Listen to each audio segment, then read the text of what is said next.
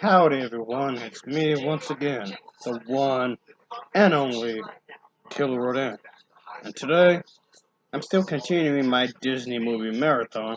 So, for today's review, I'm going to be reviewing Toy Story 4. So yeah, they actually made a fourth film. This is a direct sequel to the previous films, obviously. And I figured since I reviewed the other installments, I might as well review the last one. And yes, this is the last one. It's the final one they made in the series, so after this, there aren't any more. Which is fine because you don't want to ruin it, folks. You don't want to keep going and going until it gets stupid. So thankfully, this is the last one. Even though I wouldn't mind seeing a fifth one, but I don't see it happening. So anyway, as always, let's get on the plot, shall we? So here we go. For the fourth and final installment of this franchise, we get to see that there's a familiar face. And yes, of course, she does play an important role.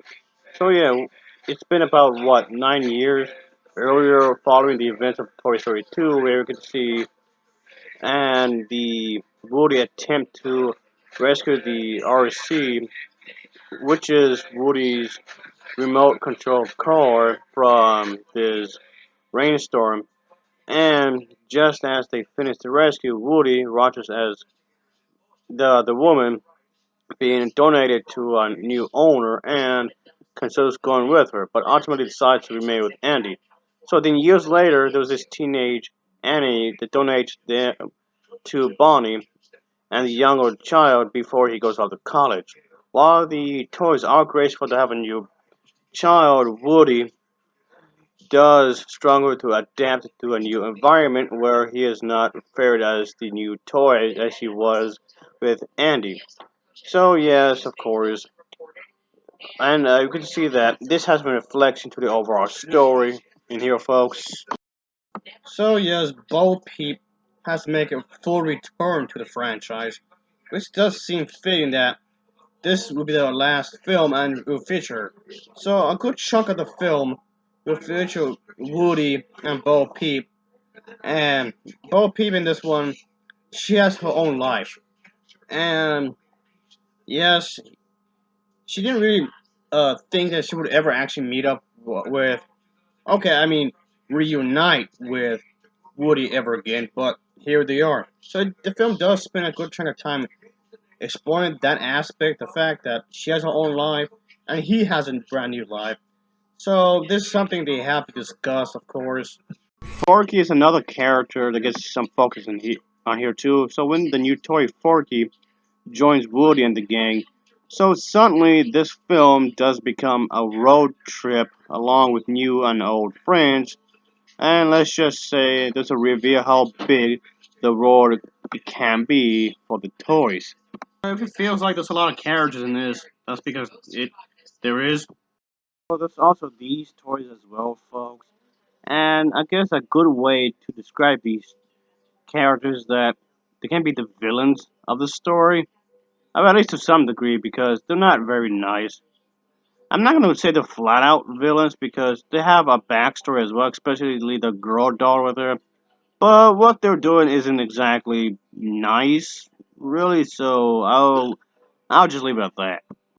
And of course, that's not the only character we get to see here. Knievel, evil Knievel type of character that's been introduced here.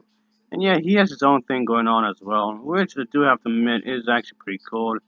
So he has his own personality, and is definitely expressed in the film, so there's that.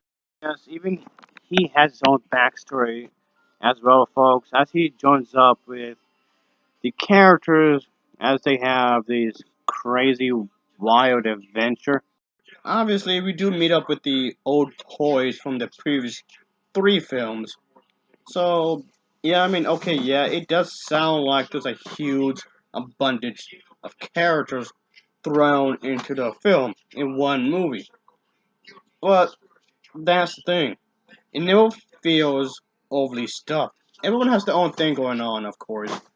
But the film handles these characters in such a way that everyone gets enough screen time to give you a legit feel of what's going on with these individual characters, so that it won't come off like it's too stuffed. You never feel too cramped in. Yeah, folks, we get to see that Woody, Buzz Lightyear, and the rest of the gang do embark on this crazy adventure, on this road trip kind of a thing, with Bonnie and the other characters. The adventurous story turns into an unexpected reunion with these individuals, of course. And let's just say that things do become rather crazy. This was a delightful final entry of the series, and it does feel like a really good conclusion to the entire franchise.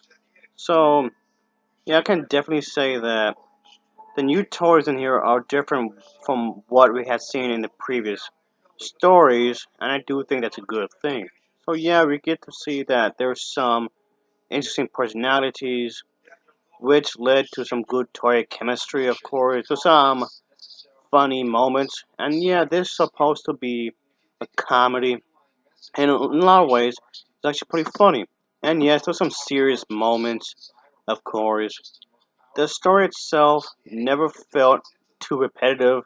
Okay, maybe to some degree, maybe, but overall, I can say that this film does a great job in closing up the franchise, so I highly recommend it. The dialogue was well written, the voice acting was very good, the animation was wonderful. I'm gonna say that the movements was also great, character designs were wonderful as well. So I can't really complain really at all.